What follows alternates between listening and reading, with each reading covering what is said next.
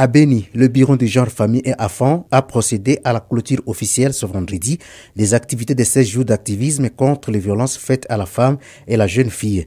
Durant cette période, plusieurs activités ont été menées par des organisations féminines dont le seul but de lutter contre les injustices que subissent la femme et la jeune fille dans la communauté. Sous les thèmes dignité, liberté, justice pour tous, les membres des organisations féminines de la région ainsi que ceux des affaires civiles et droits de l'homme de la MONUSCO qui ont pris part à l'activité se sont fixés l'objectif de revenir sur l'encadrement des bases de la communauté afin que cette lutte pour le respect des droits de l'homme soit efficace. Madame Julie Kouna, qui a exposé le module de ce thème, a conscientisé les femmes en ces mots. Bien préparé pour la modernité. La modernité est bonne, mais nous n'avons pas été bien préparés. Nous l'avons adoptée comme ça. La modernité est bonne. Le numérique, c'est bon. Mais ce qui est curieux est que tu es libre dans ces téléphones aux insultes, mais tu n'es pas libre d'affronter la personne à qui tu as des problèmes. Avec qui tu as des problèmes. On a beaucoup, il y a une dame. Quand notre histoire ici de PPDS commençait, on avait demandé aux gens, aux associations d'amener d'écrire des lettres de partenariat. Il y a des lettres de partenariat. Ils ont remis, il y a ceux qui ont été sélectionnés, ceux qui n'étaient pas sélectionnés. Alors, pour Kapatika et Nesco, parce que partout il y a des frappeurs. Ouais. Même à l'époque de Jésus, il y avait un frappeur à côté. Donc il a fait ça. Alors, quelqu'un va venir à laquelle la fata maman, à embrasser la matière bisou. Qui n'a pas dit, non, moi, quand tu es exposé là, nilisikia kufurahi, on a eu à kabisa mzuri kazi. En tout cas, je vais faire tout, organisation comme tu ipite, ya kwanza. Oh, tunapishana. Mie fekonde sitakuya pita yulu ya kafe. Hapana. La superposition. Nikisha tafuta tukienda fasi l'expérience ka les collectifs des femmes yenye konayo haikosa yenye konayo. Ya maana ni mwache aende mbele. Mdisiadi mwache aende mbele kisha mimi nikuwa namfuata nyuma. Mwingine na akui mwisho atakuya hivi, akishakuya hivi kila mtu atanani atajitambia. Mimi nashinda kuwashimamisha, je vous respecte beaucoup. On allait illustrer ça avec l'année. Donc le temps qui part comme ça parce que le monde est rond, vous voyez. Lui va na mimi nakuya na ule naye nakuya, n'est-ce pas? Na huyu anakuya nyuma yangu, tutakia jiretrouver, tunafanya cercle et personne ne pourra nous pénétrer. Excusez-moi ce terme, je l'utilise dans un bon sens. Personne ne pourra nous pénétrer pour nous détruire, n'est-ce pas? Alors, nous devons donc travailler notre mental. Nous devons créer et renforcer l'esprit de tolérance. Éviter d'être sentimental. Vous voyez, quand vous voulez construire, c'est quoi le sentiment? Ou quitter la jenga édifice. Ce n'est pas le sentiment qui construit, hein? Bongo. C'est pour cela que les ingénieurs ne s'habillent pas bien qu'ici dans les bagiristes et Manabalak. Mais il y a des gens qui s'encombrent comme des juristes, mais qui ont tout pour le cas de alors, quand il apparaît, c'est pour ou vous rassurer ou bien vous faire peur. Mais en général, on voit la mort. Hein? Ou l'arrestation. Alors, quand vous voulez construire la paix, quand vous voulez finir les fléaux des violences basées sur les genres, soyons rationnels. Évitons les sentimentales. Tout n'a pas tant. Soyons rationnels. Bonjour chef, bonjour. Madame, j'ai apprécié votre rapport, merci. Je vous en prie, c'est seulement ça qui vous unit. Mais bonjour madame, à 22h, le code du travail prévoit que tu n'as pas chatourika, ça n'a plus pas ça date. Général, 8 heures de travail. 8 heures de travail, ça va commencer à quelle heure? De 8 heures à 16 heures. Pour Patience Sinamouli du collectif des associations féminines pour le développement CAFED, il est temps d'unir les énergies afin de combattre ces fléaux qui ont tant duré. Liberté, justice. Donc, étant qu'acteur, je dois savoir d'où je suis venu Et à ce niveau, comment est-ce que, là où je suis, et qu'est-ce que je compte faire demain? Parce que la réalité que sur le terrain, ce qui empêche les gens de côtoyer les autres, c'est parce qu'on ne sait pas d'abord quelles sont mes forces et mes faiblesses. Parce qu'une fois je sais que je suis faible dans un domaine X ou Y, je ne manquerai pas d'aller vers quelqu'un au moins qui est bien outillé dans ce domaine-là. Et aussi, comme la facilitatrice a dit au début, que nous devons savoir nos limites.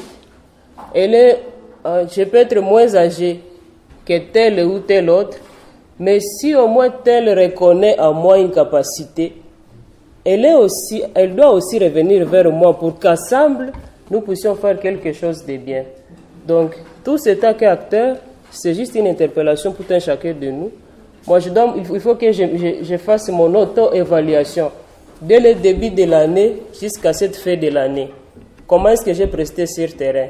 Est-ce que j'ai presté à faveur de la communauté ou c'était pour mes intérêts personnels? Parce que c'est là où il y a un problème. Même on peut te donner un paquet X pour répondre à un besoin Y, mais là tu réponds au besoin avec 20%, et les 80% tu l'as utilisé pour tes biens privés. Ça nous l'avons constaté même au niveau national. On essaie de demander, on vous demande non, on n'entre pas dans tout. Donc on demande d'éviter les détails, alors que nous, étant acteurs, nous avons besoin de détails pour bien comprendre. C'était tout ce que moi j'avais à placer, donc évaluons-nous. Et là où nous trouvons que ça ne va pas, ayons l'état de nous mettre encore ensemble. Tu sais que tel et tel dans un domaine X, Y, je peux conjuguer avec tel et tel autre, comme ça nous permet d'avancer. Et prochainement, nous pourrons produire quelque chose de bien pour notre ville de Beni, à République en général. Merci. De son côté, Mme Jeannette Faïda Longhi, des affaires civiles de la MONUSCO, a à son tour conscientisé les femmes en ces mots. Donc, ma recommandation, aller à la société civile, travailler avec ces organisations regroupées en groupe de travail thématique. Et une fois que vous arrivez, le bureau de la société civile a au moins les noms de chaque team leader. Et ils peuvent vous dire, ils se réunissent tel jour. Allez là-bas et donnez-les à émerger. Et ensemble, nous espérons arriver à un changement au niveau de notre ville de Beni. Dédé, je vais toucher le point des élections. Les élections, quand on a commencé à dire qu'il y aura élections, nous avions des doutes. Au moins une grande partie de la population, on doutait. Et la population, en grande partie, est restée sans savoir, sans comprendre quelle est la loi, que dit la loi électorale, comment s'y prendre, que faire, tout ça. Et à la fin, les jours des élections, la population s'est retrouvée, ne sait pas comment faire. Je dois me renseigner comment. C'est tout le monde qui cherche son nom, ne retrouve pas, ils ne savent pas quoi faire. Qui a perdu? Nous avons perdu ensemble.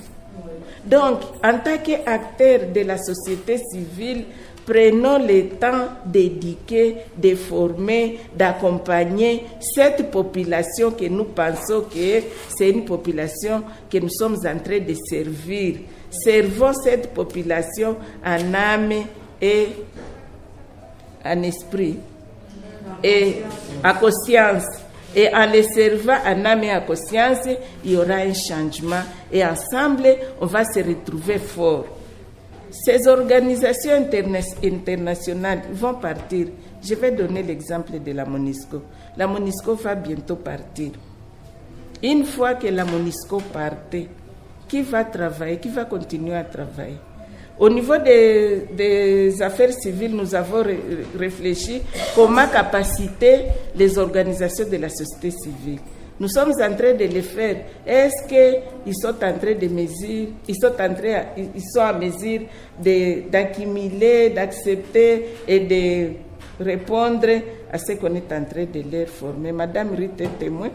Elle nous a accompagnés à former dans le domaine des genres. Ce qu'elle avait constaté pour la première fois, ce n'était pas facile de comprendre. Elle est témoin. Une organisation qui s'est dit, moi je suis en train de travailler dans le VBJ. Comment est-ce que tu fais le référencement? elle n'a fait pas. Il n'y a rien. Donc elle ne connaît rien. Donc, ce sont ces organisations-là que nous devons accompagner. Ils ont la bonne volonté. Il faut les accompagner, les aider à arriver aussi quelque part. Et ensemble, on va transformer notre ville, notre milieu. Les affaires civiles sont en train de travailler aussi dans le domaine de protection, avec les services de protection civile. On est en train de former les gens. Comment ils doivent faire le monitoring, comment ils doivent reporter des incidents, comment ils doivent se protéger. Tout ça, c'est pour dire que la population, à travers les organisations, arrive à bien faire leur travail, arrive à savoir collaborer et avec les autorités et avec les partenaires, et ensemble, on peut aboutir à un résultat de transformation. Pour Samuel Boroto du Bureau conjoint des Nations Unies pour les droits de l'homme, les efforts doivent être conjugués dans l'ensemble afin de mettre fin à la violence basée sur les genres. Mais ce que je peux dire au regard de la discussion de ce jour, c'est juste une expérience. Je vais le partager avec vous. C'est vrai que des fois, on peut avoir beaucoup d'idées et être à mesure de jeter les pierres sur les autres, sans pour autant savoir d'abord évaluer nos faiblesses. Et cela constitue, n'est-ce pas, le point de désaccord qu'il y a et de compréhension. Je suis un militant des droits de l'homme. Ceux qui sont ici le savent bien. N'est-ce pas? Pendant la rébellion, j'étais un grand activiste, comme je le suis toujours aujourd'hui. Et on s'est retrouvés aux années 99 dans le Grand Nord.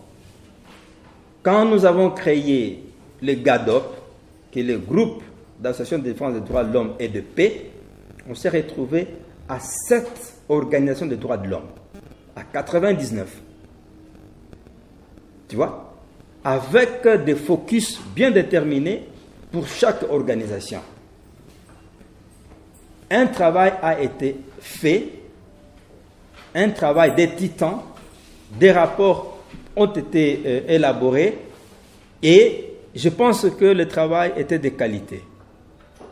Mais si on peut dénombrer aujourd'hui les organisations nationales qui sont dans le domaine des droits de l'homme, on peut aller au-delà de 200 si on prend le Grand Nord.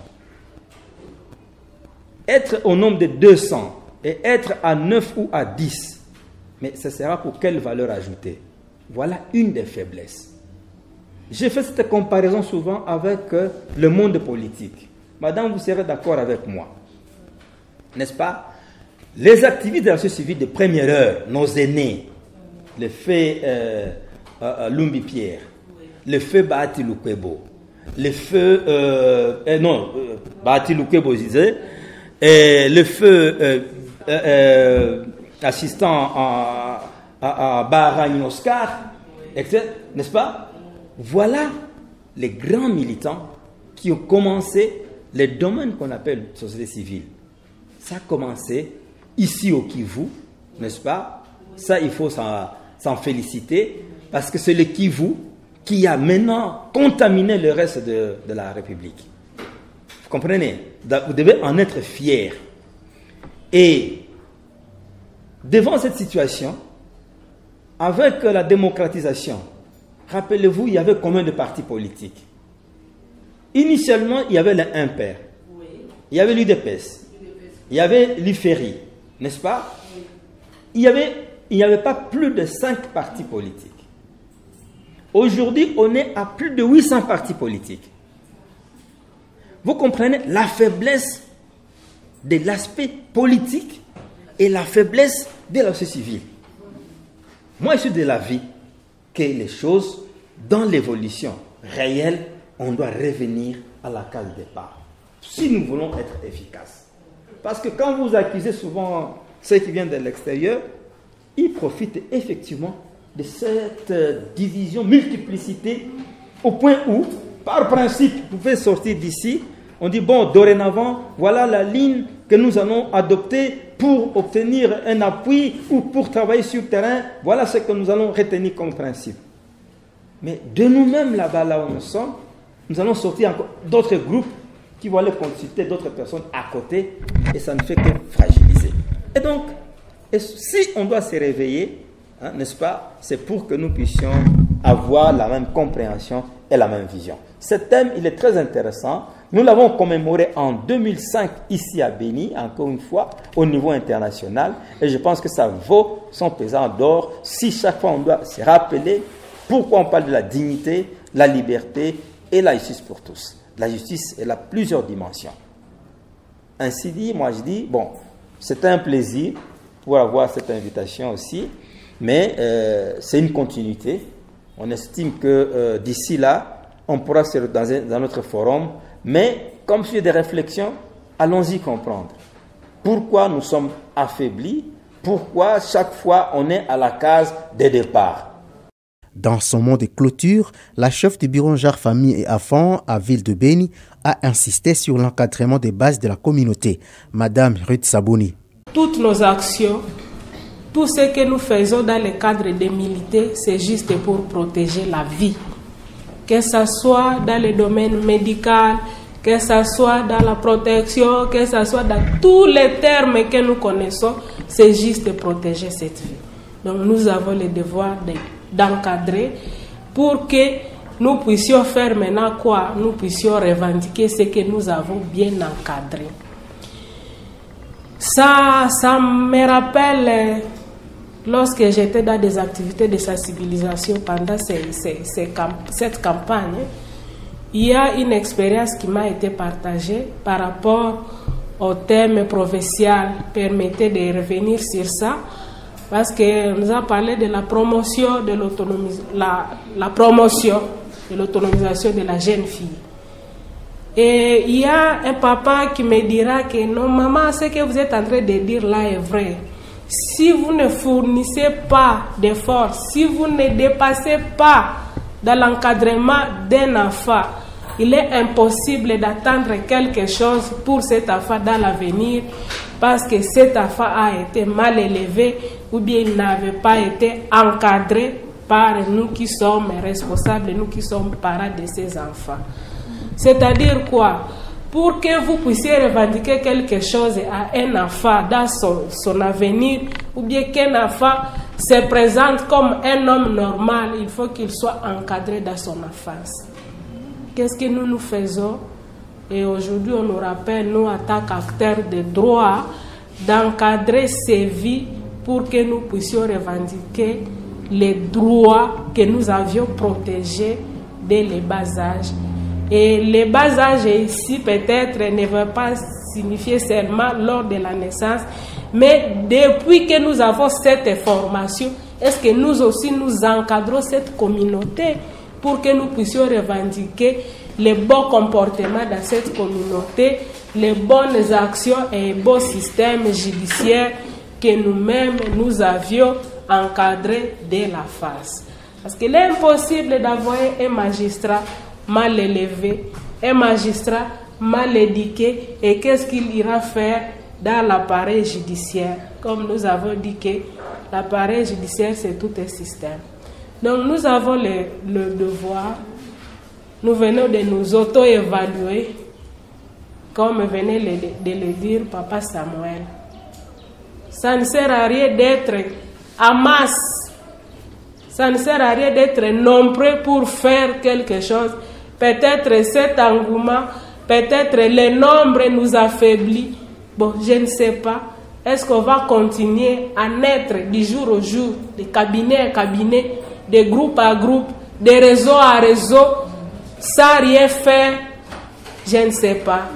L'essentiel est de revoir encore notre méthode et de voir là où on peut renforcer encore pour que ces droits tant revendiqués, liberté de parler, liberté de promener, liberté de manger, liberté de vivre, de dormir et d'habiter, tout ça ce sont les droits, tout ça ce sont les libertés, mais comment les revendiquer si on n'est pas bien encadré? Donc nous avons l'obligation. Le bon changement commence par soi. Si nous sommes ici à un nombre insignifiant, mais peut-être dans notre corporation, dans nos réseaux, nous allons réédifier. Nous allons continuer à nous auto-évaluer. Ça va nous permettre à faire quoi? À faire mieux et peut-être aussi à développer tas de stratégies pour que nous puissions vivre un monde avec justice pour tous, avec liberté respectée, avec dignité, qui signifie égal respect de tout et chacun. Signalons que cette activité rentre dans le cadre de la Journée internationale de la Déclaration universelle des droits de l'homme à sa 75e célébration.